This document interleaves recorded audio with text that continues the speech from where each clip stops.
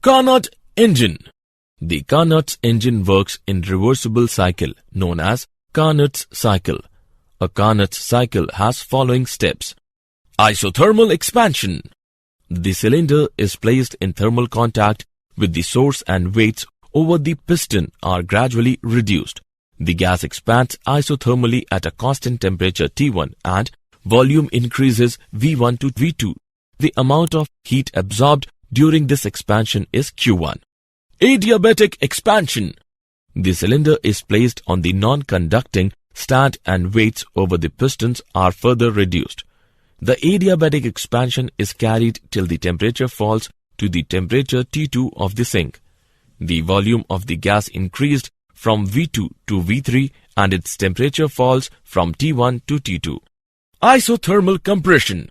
The cylinder is placed on the sink and weights over the piston are increased very slowly.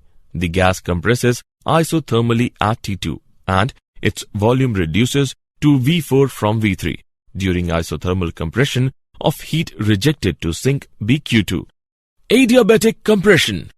The cylinder is placed over the non-conducting stand and weight is further increased.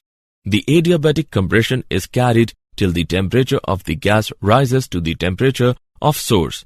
Thus, the volume of the gas decreases further from V4 to V1 and its temperature rises from T2 to T1. In a Carnot cycle, efficiency is given by Q1 by Q2 is equal to T1 by T2. For more such videos on all subjects, practice questions and a lot more, download iPrep and learn unlimited.